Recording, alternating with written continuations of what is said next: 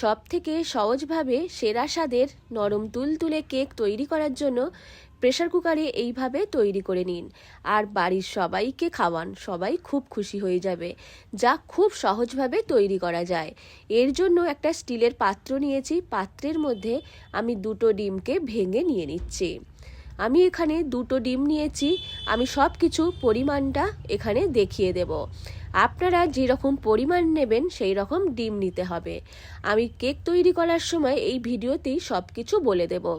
2টো ডিমের মধ্যে দিয়ে দিলাম 1/2 কাপ পরিমাণ চিনি, 1/2 কাপ পরিমাণ রিফাইন্ড অয়েল। এইবার আমি সব কিছুকে ভালো করে মিশিয়ে নিচ্ছি। বেশ কিছুক্ষণ ধরে ভালো করে মিশিয়ে নিতে হবে, যতক্ষণ না চিনিটা একেবারে ভালোভাবে গলে না যায়। আমি এখানে একটা 1/2 কাপ পরিমাণের একটা পাত্র নিয়েছি, এর মাপেই সব কিছু তৈরি করে দেখাচ্ছি। আপনারাও বাড়িতে থাকা যে কোনো পাত্র নেবেন, বাটি বা কাপ, সেই একটা পাত্র ইউজ করেই এইভাবে কেকটা তৈরি করে নেবেন। বেশ ভালো করে সব কিছুকে মিশিয়ে নিয়েছি।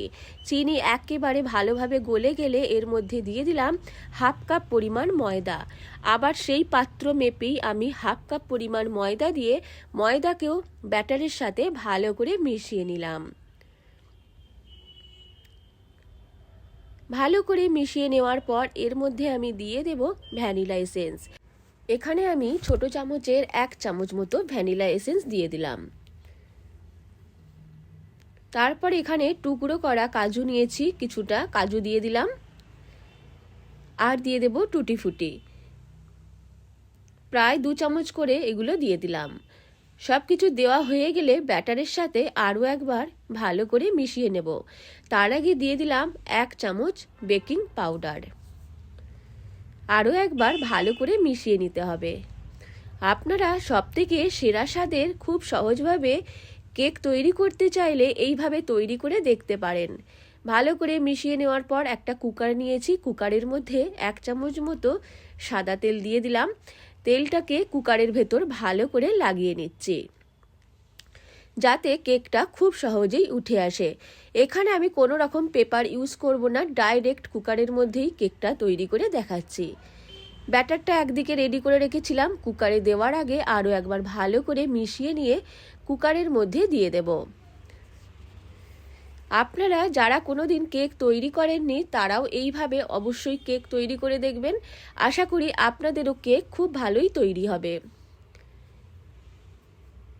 দেখুন, কুকারের মধ্যে আমি কোনো রকম পেপার না দিয়েই ব্যাটার দিয়ে দিলাম। ব্যাটারটা দেওয়া হয়ে গেলে গ্যাস অন করে নেব। গ্যাস অন করে কুকারটাকে মাত্র 2-4 সেকেন্ডের জন্য গ্যাসের ওপর বসিয়ে গরম করে নিচ্ছি। তারপর একটা তাওয়া বসিয়ে তাওয়ার উপর কুকারটাকে রেখে দেব। আর খেয়াল রাখবেন কুকারের ঢাকনায় যেন রাবার আর সিটি না থাকে। সিটি আর রাবার ছাড়া এখানে কুকারের ঢাকনাটা বন্ধ করে দিতে হবে। এইভাবে প্রায় 25 মিনিট মতো লো ফ্লেমে রেখে দিলেই একদম পারফেক্ট কেক তৈরি হয়ে যাবে। প্রায় 25 মিনিট মতো এইভাবে রেখে দিয়েছিলাম। এইবার গ্যাস অফ করে দিয়েছি, কুকারের ঢাকনাটা খুলে দেখে নেব কেক তৈরি হয়েছে কিনা। একটা কাঁটা চামচ দিয়ে দেখে নেব, এই যে আবার বলছি যেন রাবার আর সিটি না থাকে। একটা কাঁটা চামচ ঢুকিয়ে দেখে নিচ্ছি, এর ওপর যদি না লাগে তাহলে বুঝবেন কেক একদম তৈরি হয়ে গেছে। এর মধ্যে একটুও লাগেনি, মানে একদম কেক রেডি। এইবার কুকারটাকে একটু ঠান্ডা করে নেব। ঠান্ডা হয়ে গেলে 4-5টাকে একটা চামচের পেছন দিক করে একটু কেটে নিচ্ছি। আপনারা চাইলে ছুরি দিয়েও কেটে নিতে পারেন, ঠিক এইভাবে। আর কেকটা খুব সহজেই উঠে আসবে। কিভাবে উঠে আসবে সেটাও আমি আপনাদেরকে দেখিয়ে দেব। দেখুন, হাতে করে কেকটাকে আমি তুলছি, খুব সহজভাবে উঠে আসছে। তবে একটু সাইজটার জন্য অসুবিধা হচ্ছিল, এই জন্য আমি একটা প্লেট নেব, প্লেটের ওপর এটাকে উল্টে দিয়ে কেকটাকে বার করে নেব।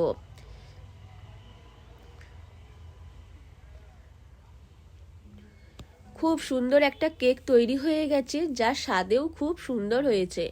আপনারা অবশ্যই এইভাবে দুর্দান্ত স্বাদের কেক তৈরি করে বাড়ির সবাইকে খাওয়াবেন আর নিজেও খাবেন। আশা করি আজকে এই কেকের রেসিপিটা আপনাদের খুব ভালো লাগবে। আমি এখানে একটু কেটে দেখিয়ে দিচ্ছি কেকটা কতটা নরম হয়েছে। দেখুন কেকটাকে উল্টে নিয়েছি, এইবার একটা ছুরি দিয়ে কেটে নেব। কাটার সময় অবশ্যই দেখবেন একদম নরম তুলতুলে কেক রেডি। দেখুন একদম নরম হয়েছে, পুরো স্পঞ্জের মতো। কেক তৈরির ভিডিওটা ভালো লাগলে লাইক, শেয়ার এবং কমেন্ট করতে ভুলবেন না। আর আমার থেকে আমার নিত্য নতুন ভিডিও পাওয়ার জন্য আমার চ্যানেলটিকেও সাবস্ক্রাইব করতে ভুলবেন না।